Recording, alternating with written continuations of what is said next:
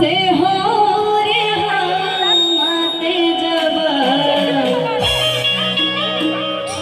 बलमुआ कैसे। मेरी जितनी भी माताएं बहनें बैठी हैं, मेरी भाभियाँ सुंदर सुंदर बैठी हैं, मेरी बहनें बैठी हैं, एक बार बताइए कि एक औरत के लिए सबसे बड़ी चीज क्या होती है? उसकी सिंदूर, उसका पति, सबसे बड़ा धन दौलत वही होता है। और ये गाना में अगर उन्हें सब दिल पे हाथ रख के सुनम तो माटी के खुशबू जरूर आई। हम चाहत कि जेकरा जेकरा भी समझ में आओ तो दोनों हाथ को उठा लीजिए, दोनों हाथ के उठाइए और मीठा मीठा ताली हम सबके बजाइए। कहे के बता कि बाबा दिहले टीकावा से हो रे हमाते जावा, से हो रे हमाते जावा। सुमित जी कैसे कहे के बा? बलमुआ कैसे, बलमुआ कैसे। सबके देखिए कि है वीडियो बनैला से कुछ न होई, वाला के फेसबुक पर डालला से कुछ न होई, कि जल ताली नहीं बाजी मने।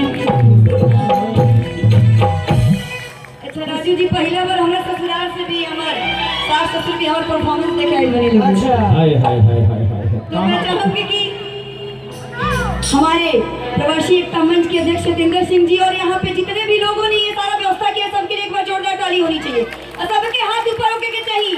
कहने के बता कि बलमुआ कैसे, बलमुआ कैसे छोटी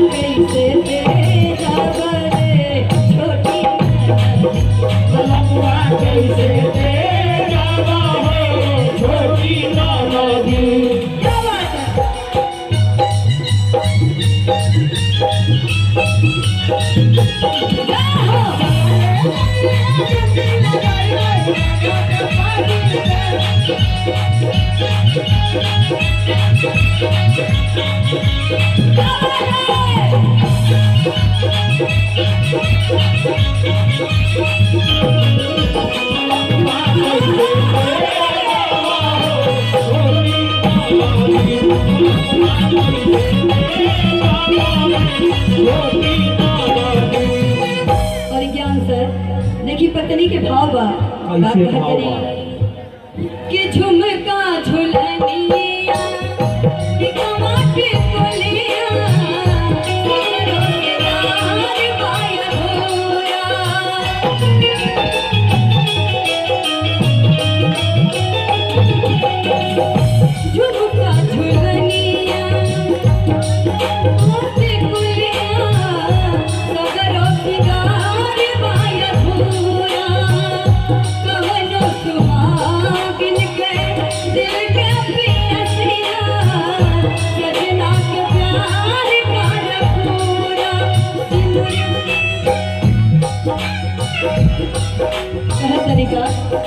झुमकवा हवा तेज बोरे छोटी ननदी कुलिया हवा तेज बोरे छोटी ननदी। सभी लोग हाथ उठा, सभी लोग हाथ उठा के कहेंगे बता कि बलमुआ कैसे तेज बोरे छोटी ननदी, बलमुआ कैसे तेज बोरे छोटी ननदी। क्या बात है?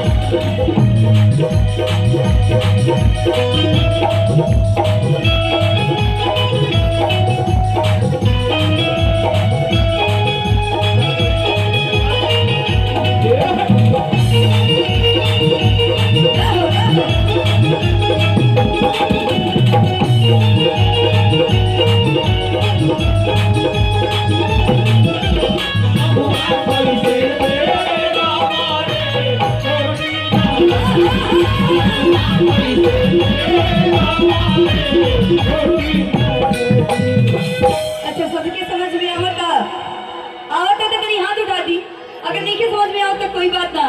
कह तरीका कि घर बार नीवन नीक ससुरवा भाग से पावे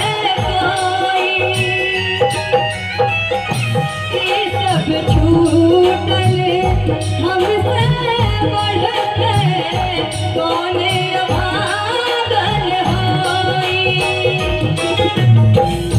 घर बार छूटल नीके ससुरवा आगे से पावे कोई ये सब छूटल हमसे बढ़ते पाने अभागन होई घरवा सब तेज पूरे छोटी ननदी घरवा सब तेज पूरे छोटी ननदी। अरे सब लोग हाथ उठा ली, दोनों हाथ उठा के अब कहेंगे बाबा कि बलमुआ कैसे, हाँ बलमुआ कैसे ये जब हो छोटी ननदी बलमुआ कैसे ते जब हो छोटी ननदी। बाबा दिहले टीकावा में हो रे हम ते जाबा में हो रे हम ते जाबा बलमुआ कैसे ते जाबा रे छोटी ननदी बलमुआ कैसे ते जब हो छोटी ननदी। बलमुआ कैसे ते जाबा छोटी ननदी बलमुआ कैसे ते छोटी ननदी बलमुआ कैसे ते जाबा।